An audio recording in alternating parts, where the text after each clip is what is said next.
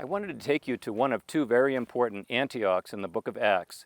The first one, Antioch of Syria, is where the early church sent out Paul and Barnabas on their first journey. And in fact, the other journeys originated there as well. But this one, Antioch of Pisidia, is in the middle of Asia Minor. And it's a very important site. It's probably one that was visited on all three journeys.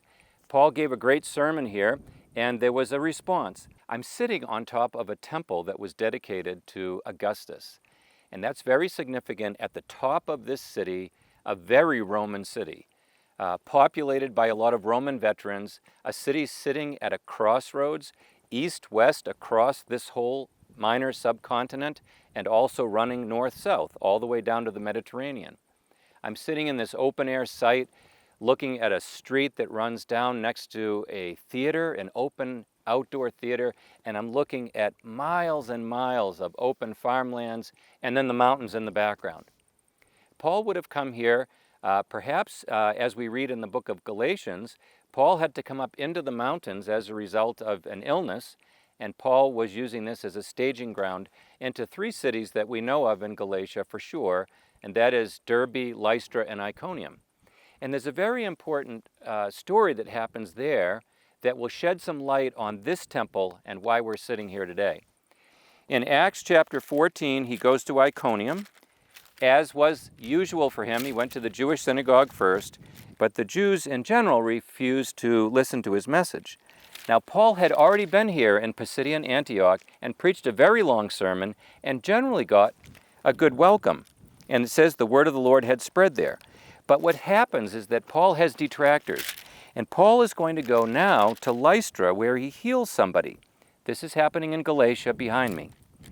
When the crowd saw that Paul had healed somebody, they shouted in the Lycaonian language, "The gods have come down to us in human form." Barnabas they called Zeus, and Paul they called Hermes, because he was the chief speaker.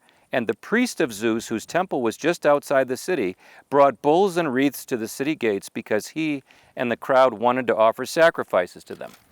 So here we have a bookend in Pisidian Antioch. Paul and Barnabas come here and preach. Some listen, but some are his detractors. Then Paul goes off and he performs this miracle that has this incredible response that even makes the priest of this pagan temple say, "You must be divine."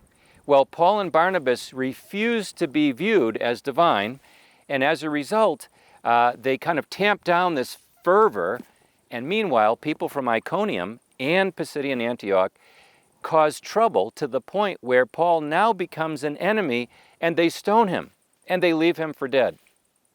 So here are two kind of juxtaposed images for you. Paul and Barnabas, who could have actually ridden on the euphoria of a crowd calling them God, and then a city devoted to the Roman emperor, Caesar Augustus, the temple to Augustus, with this growing imperial cult, worshiping, along with all the other gods in the Roman pantheon, worshiping the Roman emperor. And the emperors were expecting this kind of loyalty. And this gives you a little hint of part of the subversive political nature of the early Christian movement. Because for them, the Son of God was not Caesar. For them, the God to worship was not Augustus, nor themselves, but only the God of heaven, who had revealed himself in Jesus Christ as the Son of God. And it was for this message that they were willing to be stoned and even to come back to these very cities again and again to nurture these churches, to appoint elders, and to cause the Word of God to grow and to flourish in these places.